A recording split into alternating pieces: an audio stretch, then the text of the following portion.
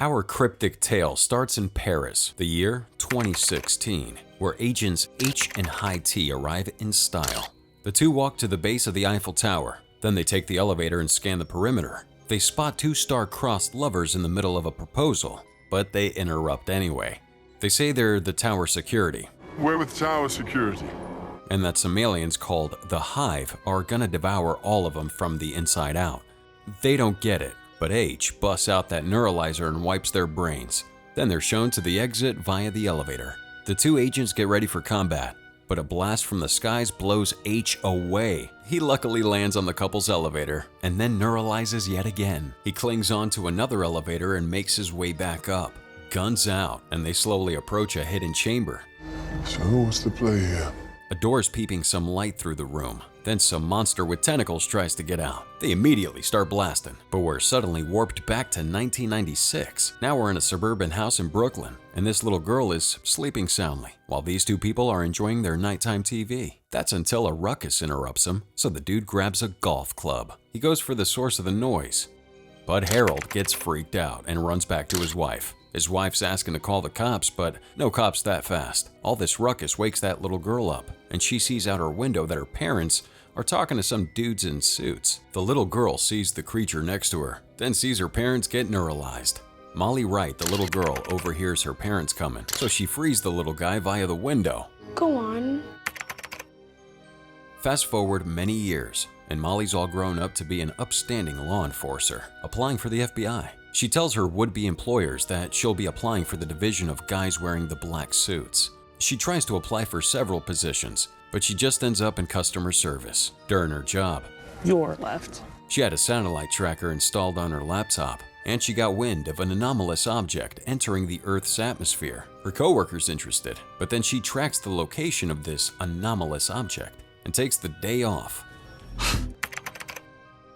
Back at home, she sets up her personal satellite dish, and then she hacks into NASA's systems, trying to track down that location. She takes a cab to where she thinks the crash is going to happen, but no sign of anything. That's until these pigeons reveal the virtual facade of a fence, and then she sees all of it. The crashed crafts, the Men in Black investigation, and the alien being taken away. She trails them to a familiar building, and she sneaks past the guard as one of them. She gets into the elevator, but the talking dog and guards snitch her out. The elevator deems her as an intruder, so she's taken in for questioning. Agent O comes in and does a background check on her. After that, it's neuralizing time. Hold the phone. Molly makes a plea that it was the same device that wiped her folks' memories, but not hers. She claims that she spent 20 years looking for them.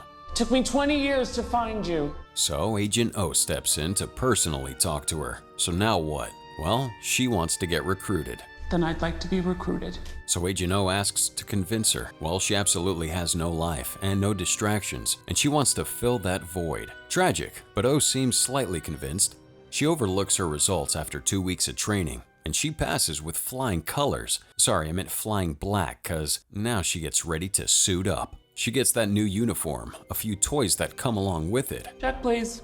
while O erases traces of her past identity and background. Soon she gets that first assignment, but she wants that buzzing, cylindrical toy. O says she's under probation for now, and when she climbs through the ranks, then she can get the vibrating forget-me-stick. Molly is no more. Agent M is born. To London we go, where we see H drinking shots in a dark place with other sketchy men. He makes a bit of small talk, and then wins a poker game by grabbing an ace card from a caged hydra. He wants to talk business, but one of the aliens doesn't want to deal with the Men in Black, so he gets subdued. H fights back, and during this whole ruckus, the alien Hydra busts out of its cage and begins biting men. He defeats the goons and then holds the Cerulean alien at gunpoint. You Carulian scum. Too bad the Hydra bites him, and only he and his wife have the antidote. Well, that's peachy, until that Hydra bites the Cerulean mob boss too. Only Emily has the antidote, so H pleads to her that he'll give her anything she wants. Looks like she wanted a great night, so next morning, H wakes up and skedaddles off. M, on the other hand, takes the MIB Secret Express train, where she meets a lot of aliens and agents. As soon as she boards that train, it transforms into a high-tech hypersonic train, and it takes her to London in a matter of minutes. She gets out of that speedy craft and is tasked to report to the new agent orientation. Welcome to MIB's London Center, where there's usual suits and aliens as far as the eye can see. She views an overhead screen where she spots a few familiar faces here and there, and then she meets Agent High T. He's the head of the division. Then he invites M, but not before she causes a bit of a cute alien panic. Afterwards, she gets a compass from Agent High T for her orientation. Let's go to Morocco, specifically Marrakesh. This janitor grooving along to his life while mopping those floors, until a power surge comes, so he has to fix the circuit breaker. He gets up to the panels, but the breaker keeps breaking. Behind him, two intergalactic beings stalk him. Then they end his dancing days. After he's smelted, they disguise themselves as him. The next day, the two come to a store and threaten the local clerk, stating they want to see the Queen. We need to see the Queen. They're taken out back, where these tiny frog-like creatures respond to them. They said they wanted to eliminate someone, and they show the target's picture. But the tiny knight says they don't do assassinations as part of their treaty agreement. This, of course, ticks the two off and shows them their galactic power, forcing them to renegotiate. Somewhere else, H is driving down to a local store by this old coot named Charlie. He's the guard for the entrance to MIB's underground facility, where M was getting acquainted with their history.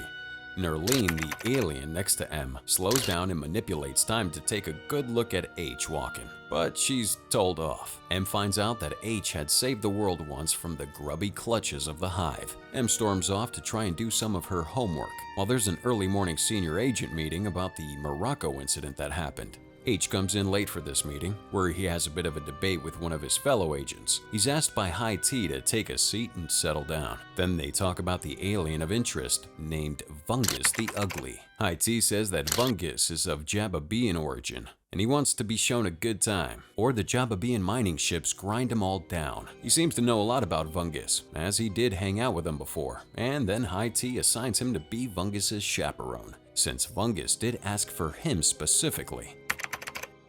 Later on, H is snoozing at his desk, and M approaches him, but he seems to be out cold, so she slams the table, Sorry. introducing herself and offers her help for the Jababean escort. M has a dossier on the whole Jababean race, but H isn't really interested cause he prefers to work alone. Upon hearing that, M respectfully walks away. Then H takes a look at that dossier, and he changes his mind. Looks like M is on the case. Night falls, and M and H make it into an alley, where it's an entrance for a club. H is quite familiar with this place, so they want to look a bit more loose than professional, and they adjust their uniforms to blend in. Then they get into the back alley's cab, which is actually the secret entrance to the club. After that underground entrance, we're here. We have humans, aliens, loud music, alcohol, and terrible decisions going all around. H calls out to his boy, Fungus the Ugly. He introduces M, and they get off to an awkward start while Fungus hits on her in his local language. Of course, M understood him, but H misinterprets her as a deep sucker for Jababia and its culture. H gets drinks, while Fungus invites M to dance, but she has a little beef with H. She feels like H is pimping her out to Fungus and doesn't like being lied to, but H just wants to do the mission properly, since if they don't do it, well, they could kiss their planet goodbye. Suddenly, the two intergalactic beings are also in this club. Back to Fungus. He said he's gonna go home tomorrow. Fungus go home tomorrow. Fungus also said there's something important that H needs to hear, but H feels like dancing instead. Suddenly, the intergalactic dudes seem to be grooving hard. M notices the two, while Fungus tells H that he's the only one he could trust. One of the two intergalactic attackers sends out a little particle. Then it hits. Fungus doesn't feel so good. After this, those two mongrels leave, but Fungus also has to bounce cause he's not feeling so hot. They drive off. H is thinking it's just a rough night, until Fungus's ride explodes and flings the car. They rush to the crash, and the intergalactic idiots are seen going to the crash. The two hold the other two at gunpoint. Then they ask them to put their palms down to the ground, but both of them slowly reshape the ground until they hit the agents with a ground wave. They recoil. H begins ordering M to get more guns from weird places in their car. They keep shooting these men, but it looks like they're absorbing the shots. M goes to tend to Fungus while H covers her. Fungus says H has changed, so he tasks M with hiding some sort of gem that could protect her, and he says that something's wrong with MIB. He then succumbs to his wounds, while H pops a missile off that distorts these two beings long enough for backup to arrive. That's until the two disappear into thin air, and H gets the news of Fungus's passing. Agent C then asks what happened, and he's surprised to find M here since she's a probationary agent.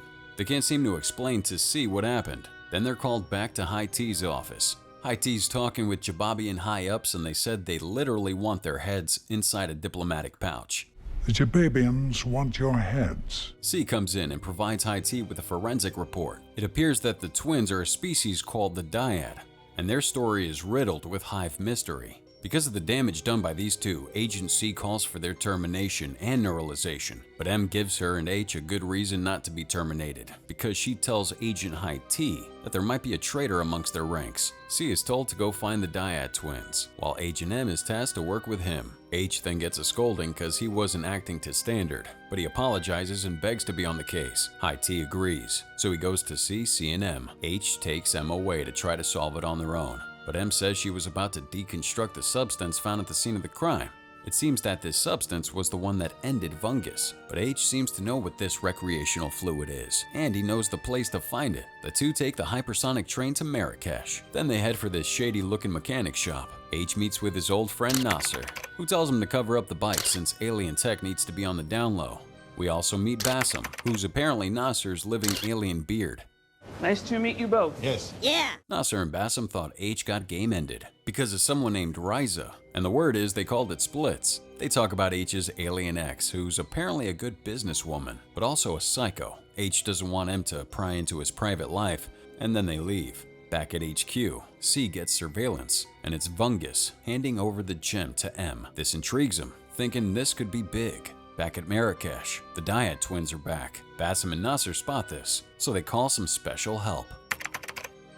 Meanwhile, the agents arrive outside a shop and they discover the shopkeeper has slipped into the abyss. H and M head for the back, and it seems like all those chess aliens are sleeping with the fishes. That's until this little guy opens fire on H. He apparently doesn't have a name since he's a pawn, so M gives him one. Pawnee, real creative. Obviously, they've been assaulted.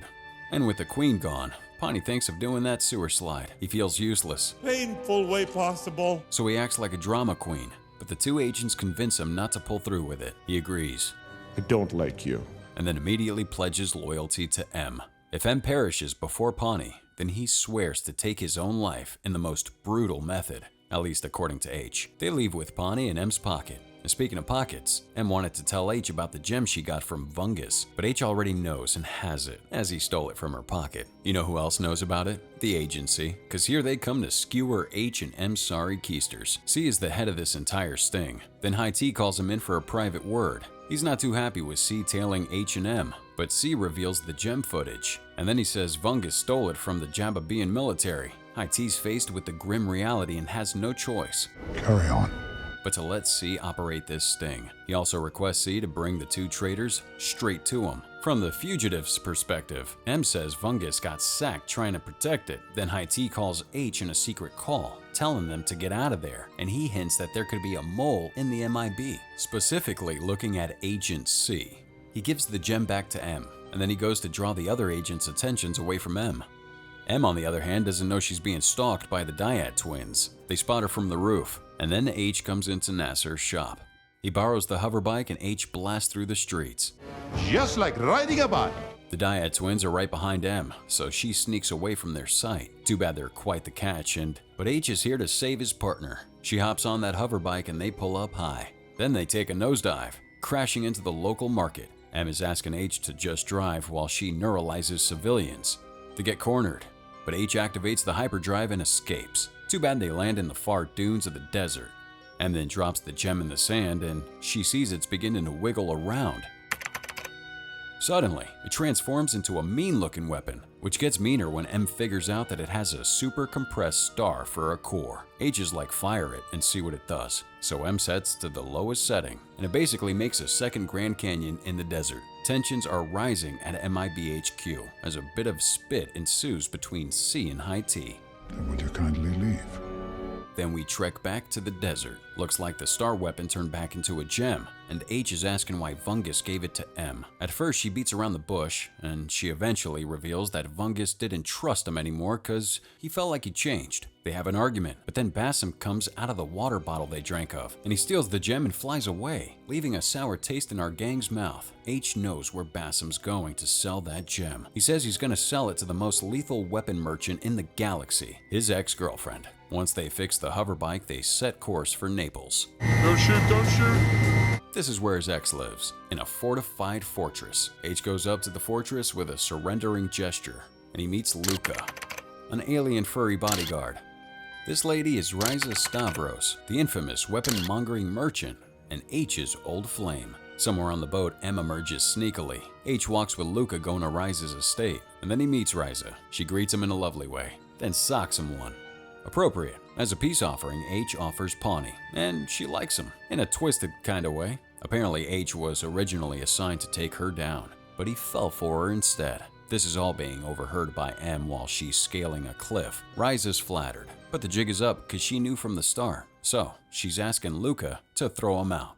H beats some of the guards and sneaks back in. However, he's turned off the island's security systems, and then Pawnee distracts Riza. M takes the opportunity to get that gem back, but Riza holds her at gunpoint with a snub-nose annihilator. A fight breaks out between M, Riza, and Pawnee, while the same is going on with H and Luca. M defeats Riza, but Luca has H. Riza makes off with the gem while asking Luca to destroy the two agents. M finds out that Luca is a Tarantian, and she remembers that alien race. Apparently, Luca recognizes Molly as well. Kablanak Shulin. Luca turns tail, and Riza is forced to give up the gem. They all leave peacefully until the Dyad twins arrive.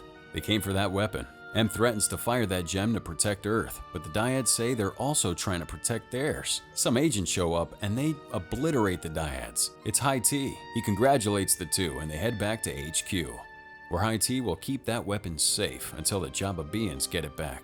The two feel like this is a hollow celebration, so H tries to look for the Dyad case file, but he and M see it got deleted. They're looking for the Jababean weapon and it's also gone.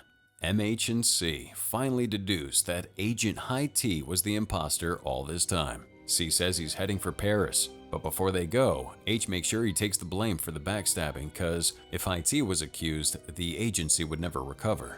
The two agents then zip off in a flying Lexus, and then C calls him and tells him that the Hive is back. They arrive once again to the Eiffel Tower, and we find out High T neuralized H during the first incursion. They meet High T, and his plan is to give the weapon to the Hive. High T then transforms into some gruesome alien, and it's time for final boss fight. During the fight, M gets flinged to a portal, but Pawnee reels her back in. H manages to get the weapon, and M fires that weapon at max setting, totally obliterating High T and that Hive. O was there to debrief him, and she always knew that something was off. M gets regularized, and H gets promoted to the probationary head of the London branch. M offers to take H back in the flying Lexus and they zoom off. Let's hide all those aliens now, because that wraps it for Men in Black International. So what'd you guys think about this out-of-world movie? As always, let us know in the comments below using that hashtag #CinemaRecap. This was Men in Black International by Columbia Pictures, starring Chris Hemsworth, Tessa Thompson, and Liam Neeson. Remember, none of this happened. Catch you later.